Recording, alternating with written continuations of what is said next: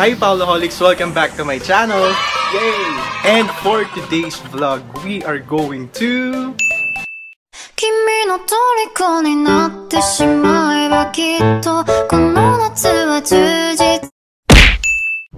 At maglalaro nga kami sa isang malayong lugar ng Asia. Malayong lugar ng Asia, di ba? Hinihintay ko pa yung mga kasama ko. Ang tagal nga nila yung usapan alauna, pero past 1 PM na, wala pa rin sila. Hinihintay ko silang mag-park dun sa harap ng gate namin kasi dadaanan nila ako. Kasi magmumotor papunta dun sa venue kung saan kami. Basta abangan nyo yan.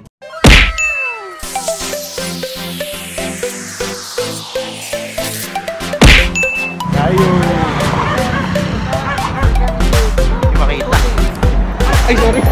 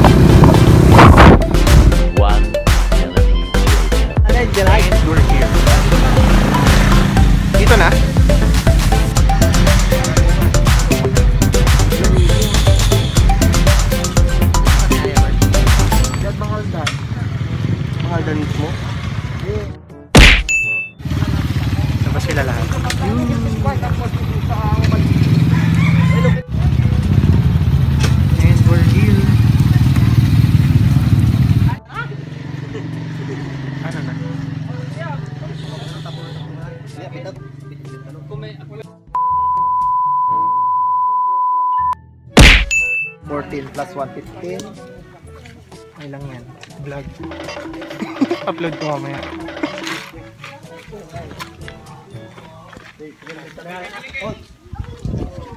See ya. Malayo pa daw dito? Wala. Ano ba sila?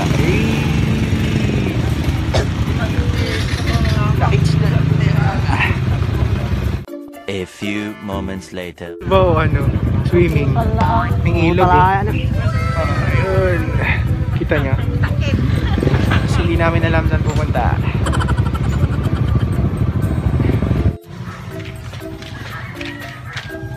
Wala. Palpax. May net, may exit. Alam ko namang dyan maglalaro.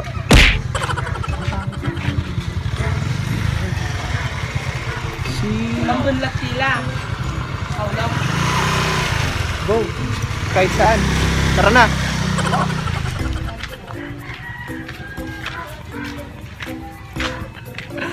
Palpax. Wala naman ang babalang net.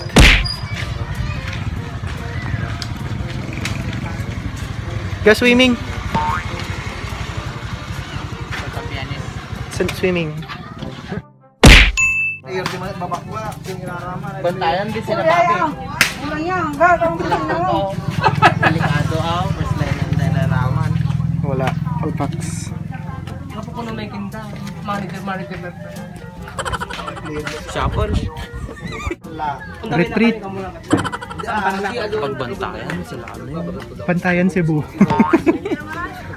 Malalakas yung man. Bantayan Island. Tanukin, tapos isat mo kami lang. Natanla si Red. Pero, anday dalang balat. Punat mga nagsibulat. Yan mga alda na may dyan. Hindi po nagpusundan. Bilag din natin yung Pino. Diba? Kinakasalatan doon na. Ayaw nyo atang duman sa highway. Pero sa kanya yung informare. Dire-diretso nun nung pag nasa timbahan na kayo ng gabi, yung kalpo doon, tapos may mababasa kayo na tumiro.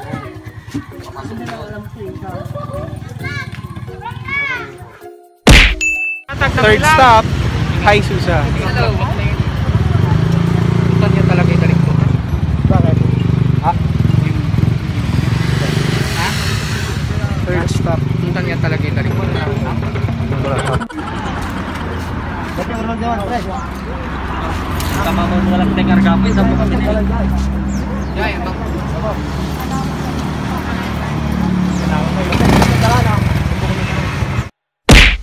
May nakita kaming court after 4 stops. Sa wakas Wala daw kalaro. Walang kalaro. Meron.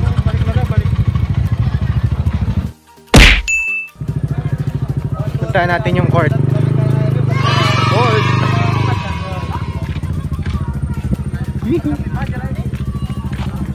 Tara, tara.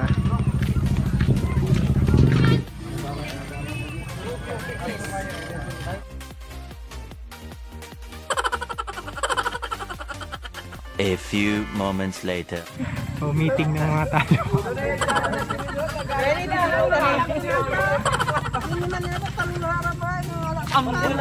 Uwian time dahil talo na. Balat ka talaga, balat na. Hirap kami motor. Pinapasto ni Edward. Hi, Paulaholics. First of all, I'd like to apologize because I was not able to vlog earlier as promised kung saan kami maglalaro, at I was not also able to video or film the games that we had. Lahat kasi naging busy. Tapos wala din namang magvi-video sa laro namin. Hindi na rin ako nakapag-vlog kasi isa din ako dun sa 6 players na nasa loob ng court. That's why I'm really sorry kasi I was not able to vlog and wala akong ganong ma-share na content for this vlog.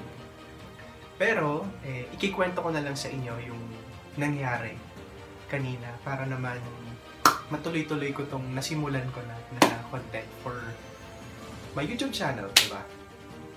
So kanina, ang usapan talaga is 1 o'clock PM. Siguro nakarating yung mga kasama namin around 1:30 dito sa harap ng gate namin kasi dadaan din naman talaga dito. So hinintay na namin sila lahat. Dito na yung naging meeting place. And then nagmotor, nakarating kami siguro after mga 40 minutes to 1 hour na travel time namin. Hindi ko na tinignan yung exact time, hindi ko na nakita yung oras. May una kaming pinuntahan na lugar. Nakalimutan ko na yung barangay kasi medyo hindi... nakalimutan ko na yung barangay kasi first time ko na maglalaro dun sa bayan na yun. Sa Mangaldan, Pangasinan pala kami maglalaro. Akala ko kasi San Jacinto lang. Pero naglaro kami Mangaldan, Pangasinan na. Yung susunod na bayan. Yung unang lugar na pinuntahan namin, wala na daw pala, wala na yung court. So yung contact nung kakilala namin na nag-invite sa aming players dito, ang tagal, medyo kinausap ko na niya, nagtanong siya kung saan ba pwedeng dalhin itong mga players na dala niya. Medyo bata pa yung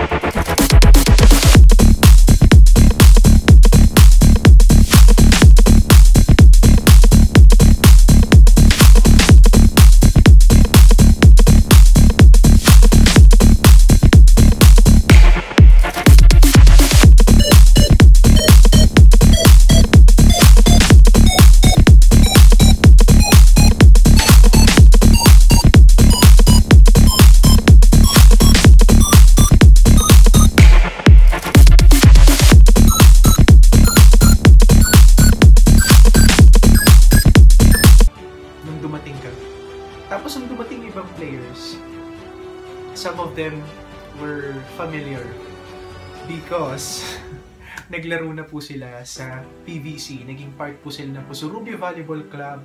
Sa dinami-dami ng mga ligang na produce namin, ang dami na din naming na-meet na players from different towns ng Pangasinan, different provinces, mga katabing probinsya. Minsan pa nga meron pa kaming nakakalaro na galing Baguio, meron pang galing Manila, Tarlac. Kaya naman, minsan hindi ko na din matandaan. I don't remember their names. Pero when I see their faces, parang biglang pupa sa isip ko, okay, naglaro na pala tong player or players na to sa paligan namin.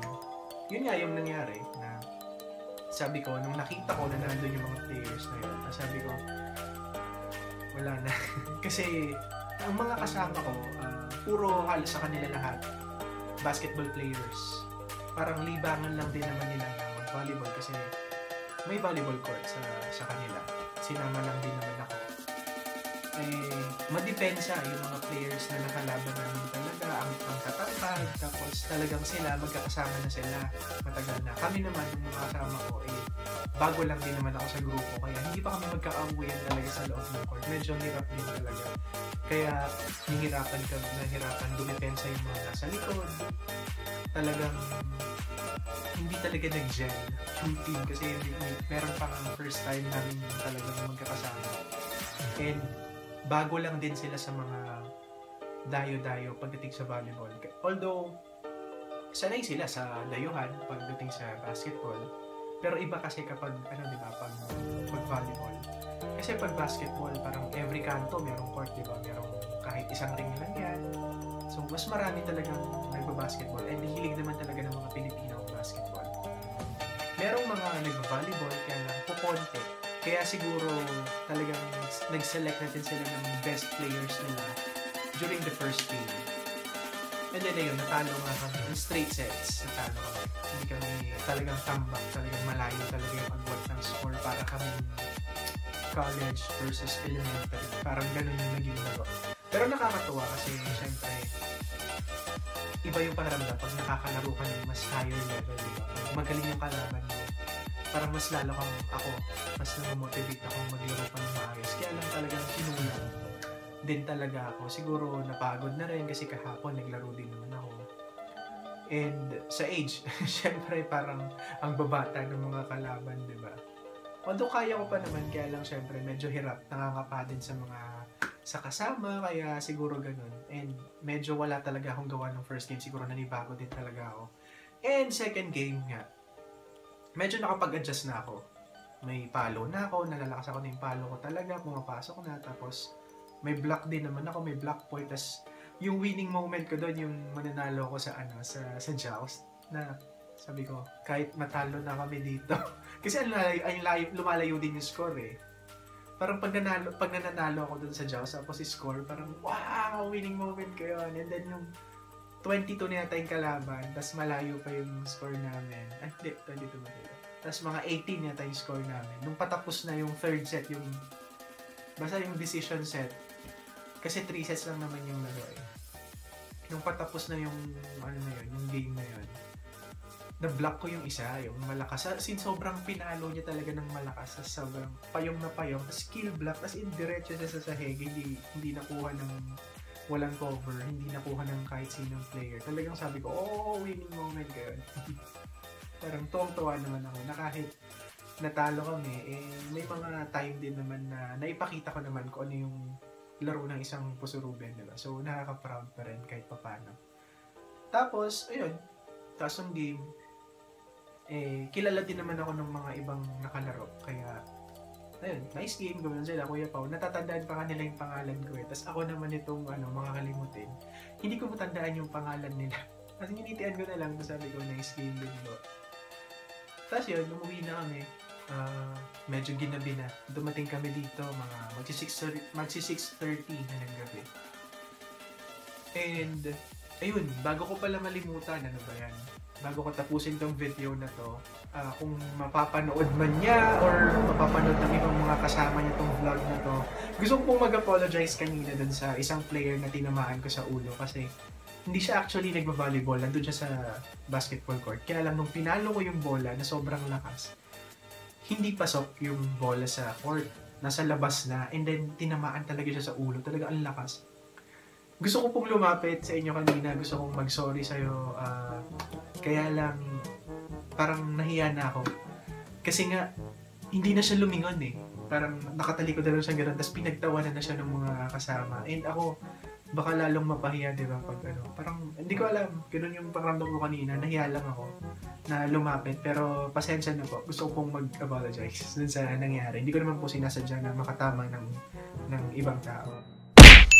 Ayun, sa mga kasama ko din, kita-kits bukas, maglalaro pa tayo ulit. And sana mas marami pa tayong dayo na pagsamahan. And sana mag-gel na yung team natin na binuo natin ng biglaan. Thank you, Paulaholics, for watching this vlog. And if you're new to my channel, please don't forget to like this video and subscribe to my channel. And hit the notification bell for you to be updated for my new vlogs like this one. 君の虜になってしまえばきっとこの夏は充実